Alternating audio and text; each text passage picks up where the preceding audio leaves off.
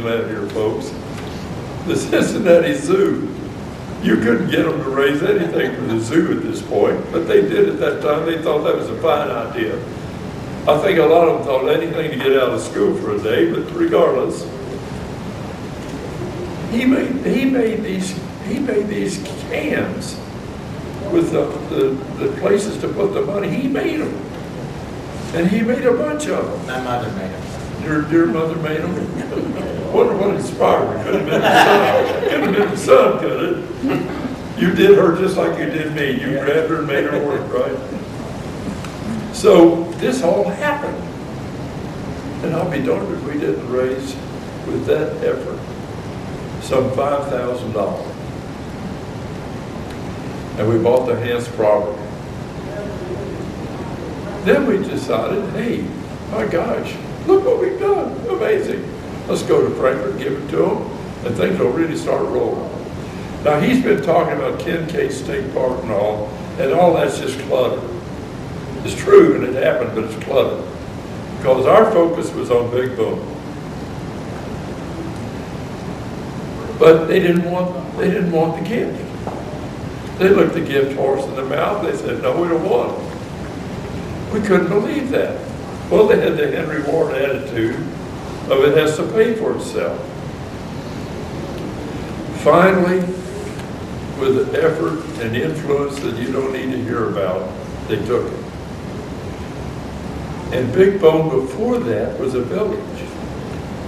It had several houses in it, a couple of saloons, a fight every Saturday night, sometimes into Sunday morning for that matter.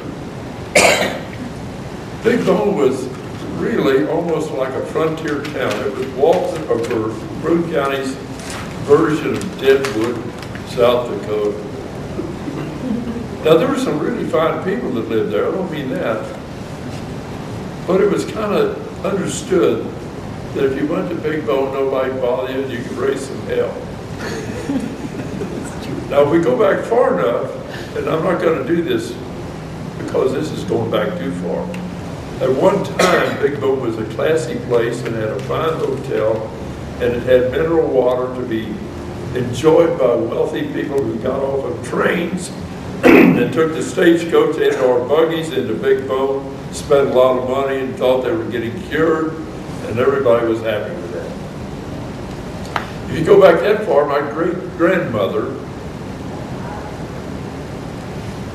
Jenny Osman, was born in 1858, and she was reared in the Big Bone area, and she used to tell me when I was a little boy of huge tusks hanging at where the creek bank would be. There'd be a tusk hanging out there 6 and 7 feet long out of the edge of the creek, and they thought nothing of it. They do skin the cat on it and things like that. Isn't it something? When my brother and I were little boys, and he was born in 29, I was born in 30, Uncle Scott, the legendary Scott Jack, and the best uncle anybody ever had, was a semi-pro baseball player, and Big Bone in all little towns had a baseball team. It was big stuff at that time. And they had a ballpark kind of behind J.D.'s store back in there, and my brother and I would go down to watch Uncle Scott play. And we'd run, we'd get bored with baseball. I do to this day get bored with baseball. Anyway, we'd be out in the bog area. And we were little guys. Didn't weigh probably more than 110, 120 pounds. When you jumped up and down in the bog area, weeds moved 5, 10 feet away. They'd move. Since then, of course, the water table's just gone down, down, down, and now it's solid rock. But then that was part of the way Big Bone was, the area of Big Bone. There was a pipe came out of the ground with the most foul-smelling things that ever was, and my mother thought it was wonderful, and she'd take a cup and drink it and think it was fine. And of course, little kids don't even like peas and green beans. We weren't about to drink any of that foul water. But that was the Big Bone at the time. And that Big Bone, in a very real way, was still there when Bruce and I started working on the project. 1985, my wife and I, Libby and I, were in the British Museum in London, where it was reputed that the only complete mastodon skeleton in the world came from Big Bone. I couldn't wait to see it because I knew the British Museum reputation for labeling everything so that a casual person in there could see this, see that. And I knew that I would see just that, the only complete mastodon skeleton in the world from Big Bone Lick in Kentucky. Well, there it was. It was huge, and it was really impressive, but there was no sign. Well, you can't do that to us. We're from Big Bone, sort of. So I asked to see the curator. Don't mess with me. I'd practiced law for a while by that time. I had that look in my eye. They weren't about to turn me down. Long story short, we ended up in the bowels of the British Museum of London. I mean, the bowels thereof. They took us down there. And they showed us. And like that wall there, you think of that wall as being door after door after door. Literally, I mean it. The wall behind it. Each one of them had Big Bone Lick, Kentucky on it. Big Bone Lick, Kentucky. Big Bone Lick, Kentucky. Knocked my socks off. I can't remember his last name, but his first name was Andy. He was in charge of that area, and he took us on a tour. And he said, I want to take a photograph of one of the bones from your area. Oh, incidentally, when I told him I was from Big Bone Lick, of course, only 12 miles, that's close enough. That's supposed to be the truth, isn't it? That's good. Thank you. Not as good as Union, but good. Yeah. Well, when I told the guy that I was from Big Bone Lick, it was as if, it was like, my God, it was just really an important thing to say. I kind of thought it would be, it was. That's why we were down in the bowels of the museum, and they showed all that. Anyhow, this Andy guy with a camera that cost more than my car, I think. He had all kinds of things there. And he took this picture and he said, I'll mail it to you with a cover letter describing what it is and so forth. And he couldn't have been nicer. He was really a keen guy. And by gollies, he did. He sent it to me. Nice photograph, of course, black and white, and a nice cover letter. Later, when the museum was built, the first one, which had a store and a museum, the first building there in that area, I donated that to them, and I framed it first, so I did it just right. So I did a good job at it. I was inspired, I did it. After that, I went down there to see it, and I paraded through there. And the museum, on a scale of 1 to 10, was at about a 2. But at the same time, there was my letter, and there was that picture, and I was real proud of that. Then Dr. Dick Bachmeyer, a veterinarian friend of mine, dear friend, had never been in there for some reason. And he and I were messing around one day, and I said, let's go to Big Bone, I want to show you something.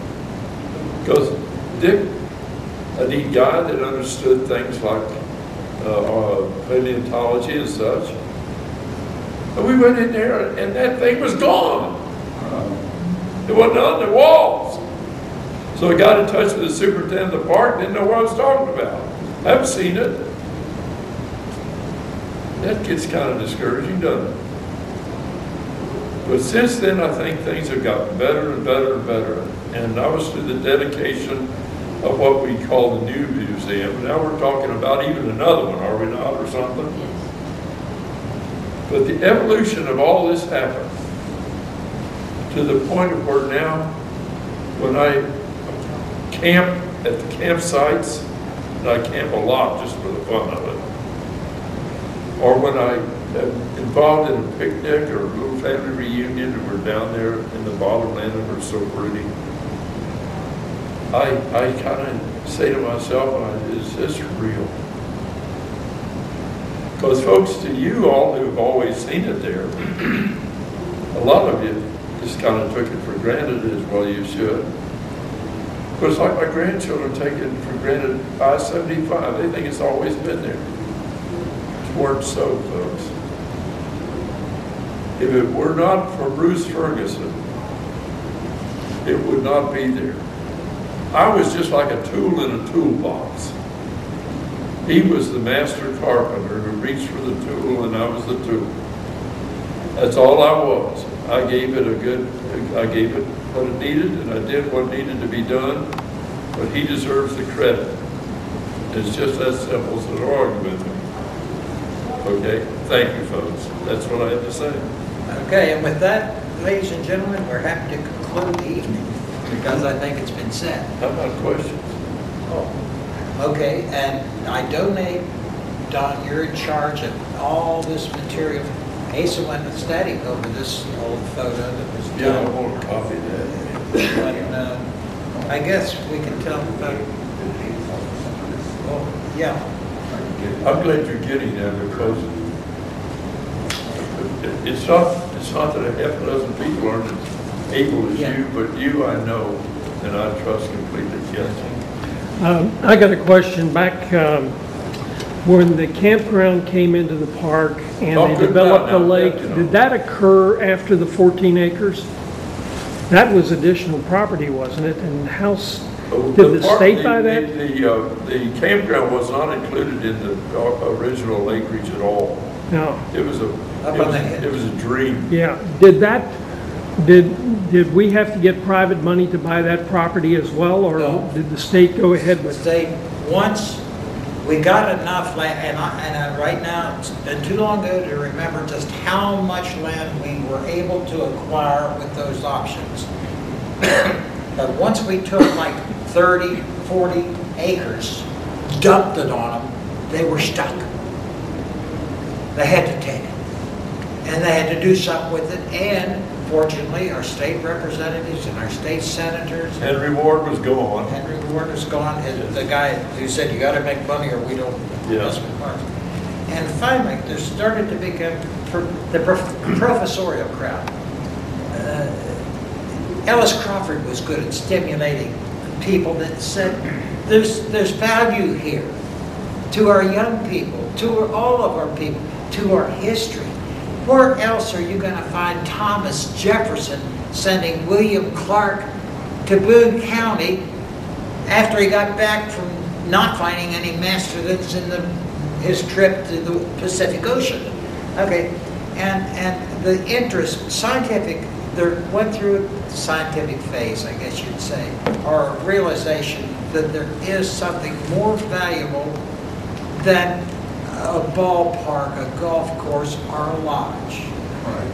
And, and finally, a lot of people grasp the idea that there is value in our history and our prehistory, our geology. And so that finally caught on. And so once the state had it, they realized we can put a campground there. They bought the land for the camping park, I'm pretty sure. Oh yeah, they did. Once we got that thing moving, it had its own momentum after that.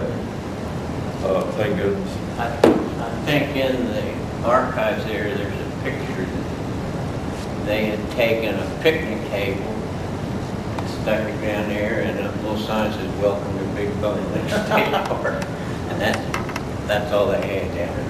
This picture of the sign. My wife and I went to La Brea.